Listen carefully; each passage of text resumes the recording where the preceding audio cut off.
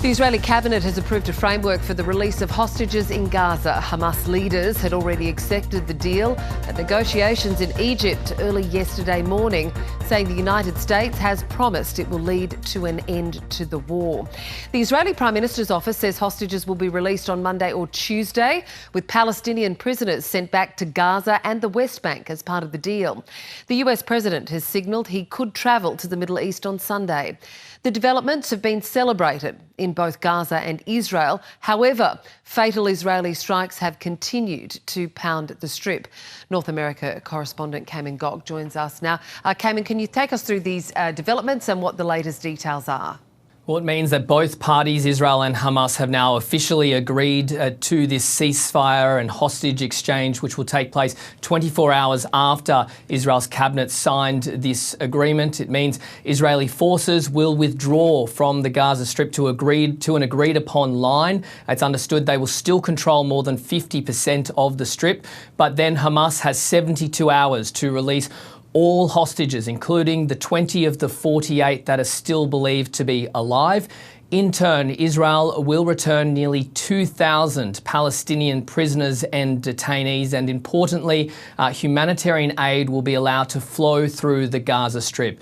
This is considered the first phase of part of this US 20-point peace framework. President Donald Trump has thanked his team. He has thanked leaders of Arab and Muslim nations that helped broker this agreement with Hamas as well. He said he wants to travel to the Middle East and wants to take part in a signing ceremony in Egypt, and he's also been invited to speak at Israel's parliament. Now, we've also learnt that the US intends to send 200 troops to the Middle East to be part of this joint task force with the likes of Qatar and Egypt to help monitor this ceasefire deal. America has also said it wants to work with wealthy nations in the region to help reconstruct Gaza, and President Trump has said no Palestinian will be forced to leave. Now, senior White House officials have told media outlets that two senior American officials were in Israel, that being US Special Envoy for Peace Steve Witkoff and Donald Trump's son-in-law Jared Kushner. They spoke to Israel's cabinet, and White House officials say that was to ensure that everyone fulfills their obligations and that this fragile deal doesn't fall apart at the last minute. Israel has now officially signed and ratified this agreement. Here are what the Special Envoy and Jared Kushner, as well as Israel's Prime Minister Benjamin Netanyahu, had to say. We fought during these 2 years to achieve our war aims, and a central one of these war aims is to return the hostages, all of the hostages, the living and the dead. And we're about to achieve that goal. We couldn't have achieved it without the extraordinary help of President Trump and his team. It's been a priority for President Trump for a very, very long time, and we've all worked very tirelessly to do that. But I really want to say that this all would not have been possible without the bravery of the IDF and the soldiers, what they've accomplished not just in Gaza, but also what they've done in the theater over the last couple of years to eliminate Hezbollah in the north and really degrade them. What you were able to do in Iran, it really helped set a big tone. There were times that I thought we should be more flexible, or your country should be more flexible. But the truth is, as I look back, I don't think we get to this place without Prime Minister Netanyahu playing it. So, Cayman, what more details have emerged over the last 24 hours about how this deal unfolded?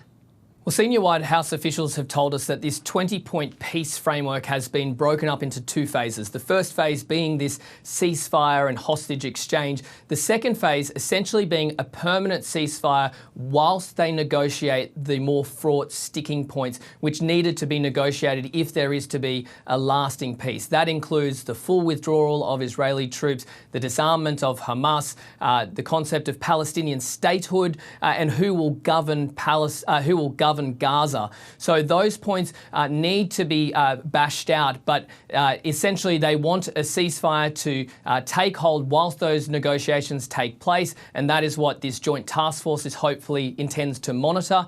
We've also learnt that this deal really gained momentum in the last few weeks and even the last few days.